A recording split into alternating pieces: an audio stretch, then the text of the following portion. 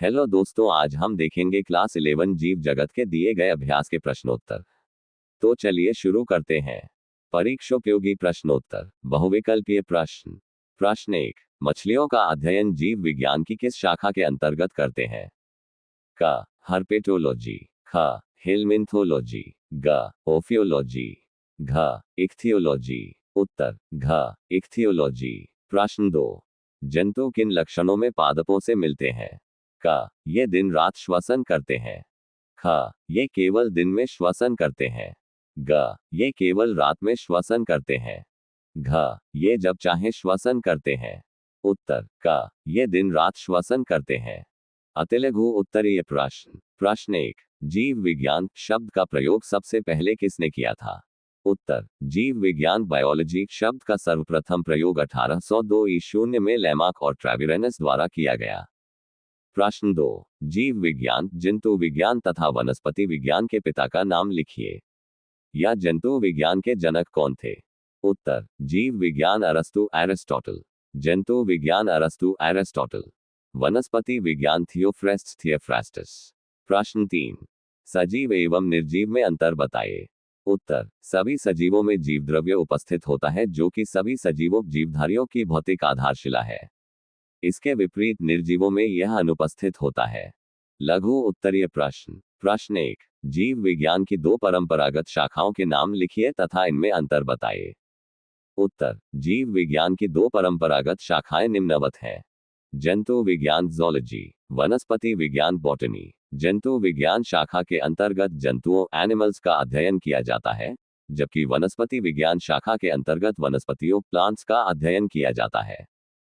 प्रश्न 2, सजीवों के किन्हीं दो लक्षणों का वर्णन कीजिए। उत्तर 1, श्वसन रेस्पिरेशन। जीवधारियों में श्वसन हर समय होता रहता है। इस क्रिया में जीव वायुमंडल से ऑक्सीजन लेते हैं और कार्बन डाइऑक्साइड बाहर निकालते हैं। इस क्रिया में कार्बोहाइड्रेट, वसा एवं प्रोटीन का ऑक्सीकरण ऑक्सीडेशन होता है और ऊर्जा मुक्त होती है। इस मुक्त ऊर्जा से ही जीवधारियों की समस्त जैविक क्रियाएं संचालित होती हैं। श्वसन क्रिया एक अपचय क्रिया कैटाबॉलिक रिएक्शन है। 2, जनन रिप्रोडक्शन।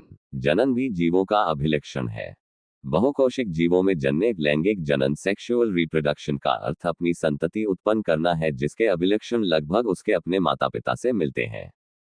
जीव अलैंगिक जनन एसेक्सुअल रिप्रोडक्शन भी करते हैं।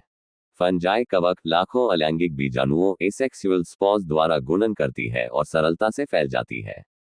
निम्न कोटि के जीवों जैसे यीस्ट तथा हाइड्रा में मुकुलन बडिंग द्वारा जनन होता है। प्लेनेरिया चैप्टा कृमि में वास्तविक पुनर्जनन ट्रू रिजेनरेशन होता है, अर्थात एक खंडित जीव अपने शरीर के लुप्त अंग को पुनः प्राप्त जीवित कर लेता है और इस प्रकार एक नया जीव बन जाता है।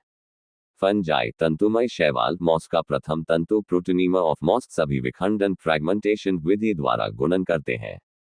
प्रश्न 4, अजायब घर या म्यूजियम किसे कहते हैं? म्यूजियम एवं चिड़ियाघर में अंतर बताइए। उत्तर, संग्रहालय म्यूजियम। संग्रहालय प्रायः शैक्षिकी संस्थानों जैसे विद्यालय तथा कॉलेजों में स्थापित किए जाते हैं। संग्रहालय में अध्ययन के लिए परिरक्षित पौधों तथा प्राणियों के नमूने होते हैं।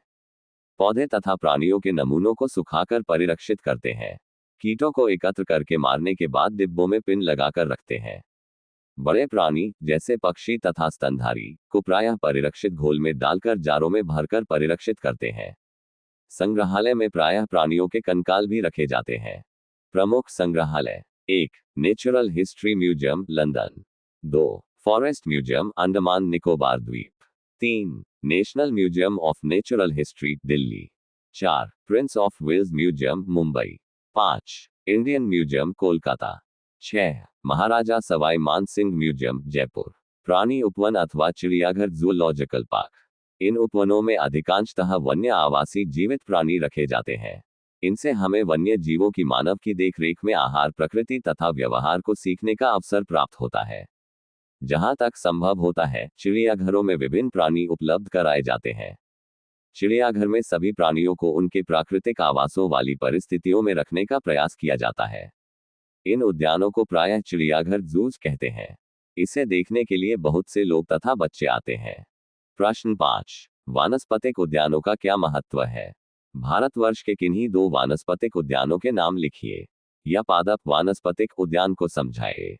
उत्तर, विभिन्न प्रकार के पौधों की जातियां लगाकर उसे सुरक्षित करने हेतु संपूर्ण क्षेत्रफल को चारों ओर से घेर देते हैं।